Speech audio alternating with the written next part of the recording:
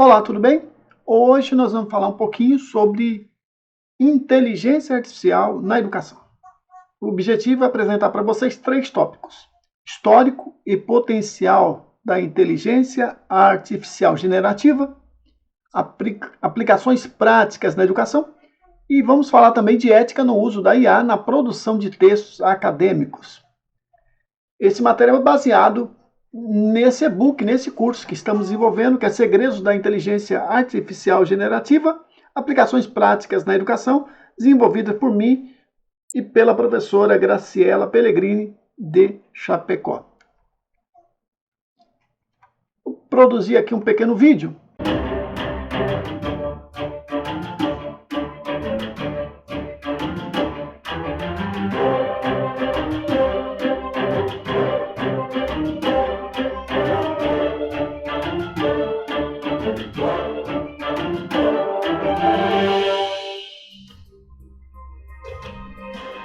Estão vendo aí Ford, o Enigma, a bomba atômica, o computador, lançamento do Saturno, a internet, o iPhone, a estação espacial, o Deep Blue, o primeiro chip implantado, Boston Dynamics, Gemini, Copilot e OpenAI.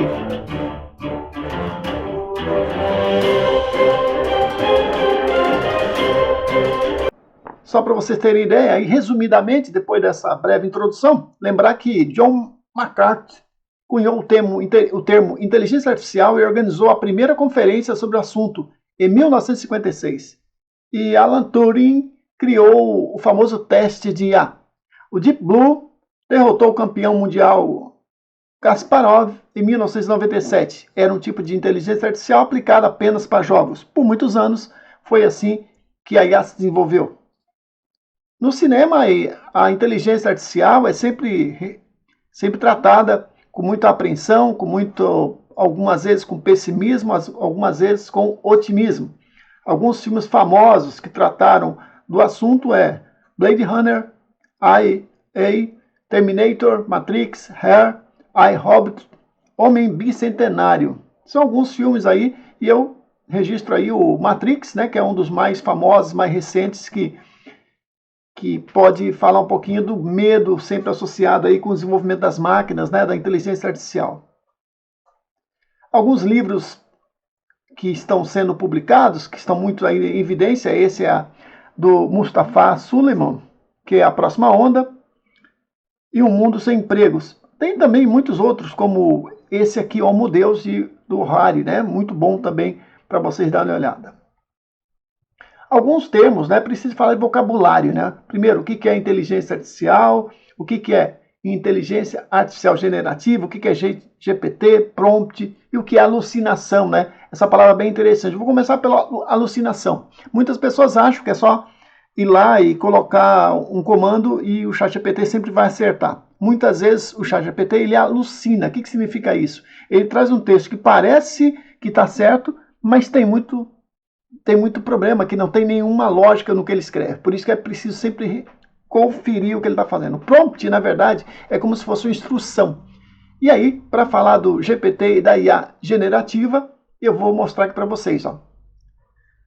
Vejam que a inteligência artificial já estava presente aí quando a gente usava Alexa, quando usava a Siri, quando usava assistentes da Google, ou mesmo quando o computador ele faz aquela autocorreção nos próprios textos, né, editores de textos, ou quando a gente usa o Waze para se deslocar, quando a gente vai pesquisa algo na internet e depois você tem ali vários anúncios relativos àquela tua pesquisa, né?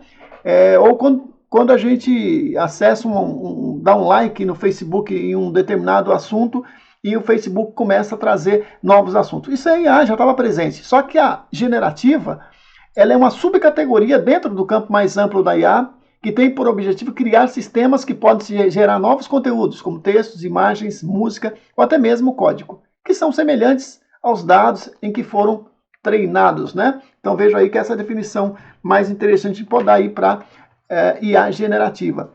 Para falar sobre GPT é um pouquinho mais complicado, né? Mas tem relação com o fato de que O modelo utilizado, ele usa técnica avançada de aprendizado profundo para compreender e gerar texto de maneira que se assemelha à escrita humana, né? Então, veja que o treinar significa que o sistema foi treinado antes para dar respostas mais precisas, né? Não é possível ser feito isso sem um treinamento, e foi feito o treinamento por humanos. O ChatGPT, ele foi treinado por um grande conjunto de dados, né? Deixa bem claro isso aí, que cada vez mais a quantidade de dados vai aumentando.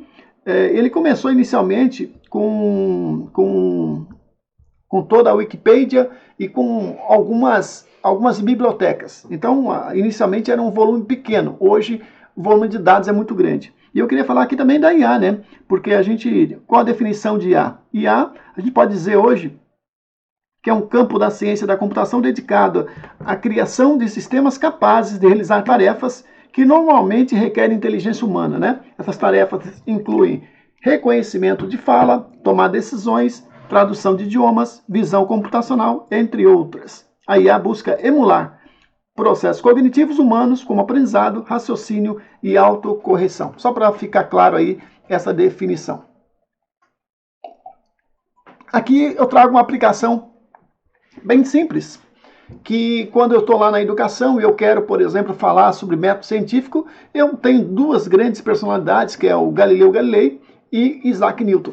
Mas talvez muita gente não se toque, não lembre, mas o Galileu, ele morreu em 1642, no ano que nasceu Isaac Newton, né? Mas eu pedi aí, dei uma instrução ali para o ChatGPT criar uma ilustração representando um diálogo fictício entre Galileu e Galilei e Isaac Newton sobre o método científico, né? Ele produziu um texto e produziu uma imagem bem interessante aí para a gente.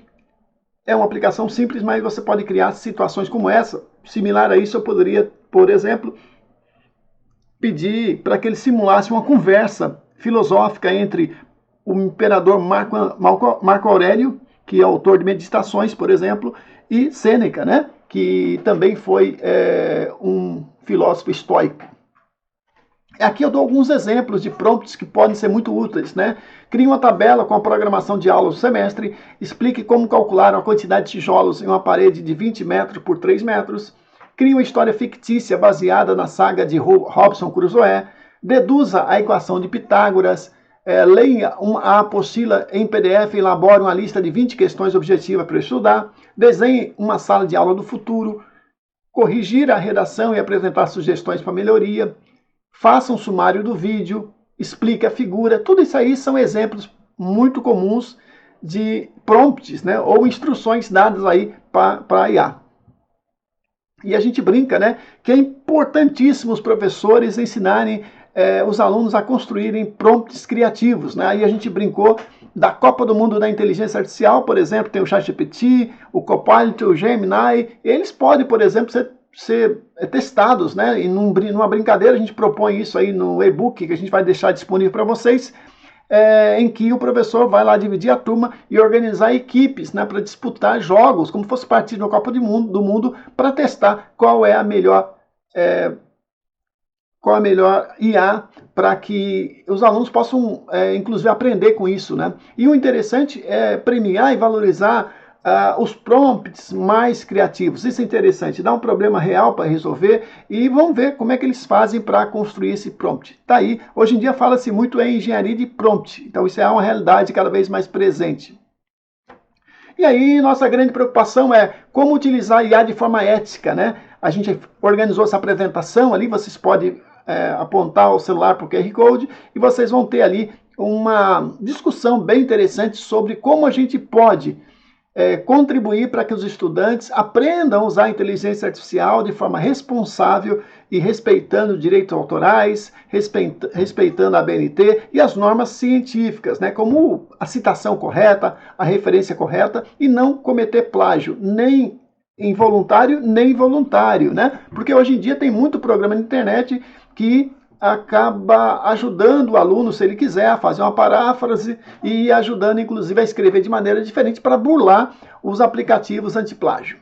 Esse autor aqui, né, o Marcelo, Dr. Marcelo Krokotz, né, ele tem esse nome mais diferente assim, ele escreveu esse livro muito interessante, que é Autoria e Plágio, que eu estou recomendando. Ele tem um site chamado Antiplágio, né? Eu acho que todo mundo deve buscar dar uma olhada nisso. É Crocots, né? O nome dele é bem difícil mesmo, mas eu tenho esse livro, gostei muito e recomendo, né?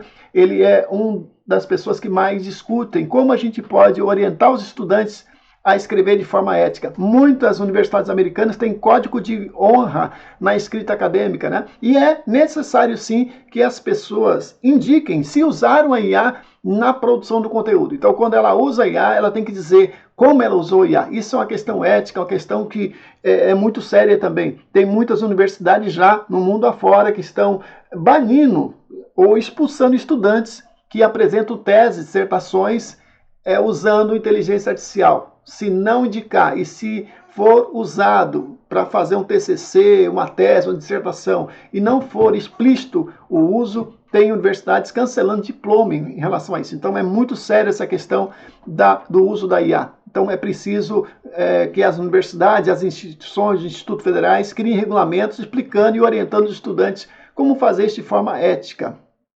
Aqui tem também deixo para vocês um excelente vídeo onde o nosso grande cientista, o Dr. Miguel Nicoleles, naquele que fez uma pessoa com paralisia completa dar um chute numa bola na Copa do Mundo na abertura em 2014, pouca gente se lembra disso, só lembra do 7-1, mas esse é um dos maiores cientistas do Brasil. E ele fala o seguinte, que a inteligência artificial nem é inteligente, nem é artificial. Na verdade, ele é uma grande plagiador de trabalho e da criatividade humana, né? Então ele está causando muita polêmica em relação a isso, mas evidentemente ele está lançando muitos olhares sobre o assunto. Isso é importante, a fala dele. Será que a IA realmente ela está plagiando? Porque quando você manda a IA fazer um trabalho, na verdade ela pega lá 100 trabalhos existentes na internet, ela mistura tudo aquilo lá num caldeirão e traz um texto que teoricamente não é nenhum dos 100. No entanto, não tem autoria, né? Não tem criatividade. Ele se apropriou da criatividade humana e praticamente sem respeitar o trabalho acadêmico e o suor ali dos pesquisadores que escreveram e pesquisaram e às vezes gastaram décadas da sua vida para produzir aquele conteúdo. Isso é muito importante, essa reflexão do Dr. Nicoleles. E é isso, por hoje é só. Eu vou ficar aqui aguardando as dúvidas de vocês. É importantíssimo que vocês façam esse debate nas escolas, que os professores e estudantes discutam como usar a inteligência artificial de forma assertiva, de forma positiva e construtiva. Problema sempre terá, a gente não pode esquecer que toda tecnologia ela tem riscos, né? A tecnologia não é nem boa nem má, depende de como você usa. Se eu falar que a eletricidade é segura totalmente, eu vou estar esquecendo que centenas de pessoas morrem todos os anos no mundo por choque elétrico, por exemplo, ou o gás de cozinha, que muitas vezes é colocado dentro de casa, são 13 quilogramas de explosivo. Então o carro, quando mal utilizado, também ele causa mortes. Então não tem nenhuma tecnologia que é totalmente segura. Então a inteligência artificial entra nesse escopo. Por isso que a leitura, né, de livros como o Dr. Mustafa, que fala sobre a onda, né? Isso aí é interessante, que ele vai falar um pouco sobre como está acontecendo, os desafios de você conter a inteligência artificial para que ela seja usada de maneira positiva para o bem da humanidade e não para a sua destruição. É isso então, obrigado pela atenção.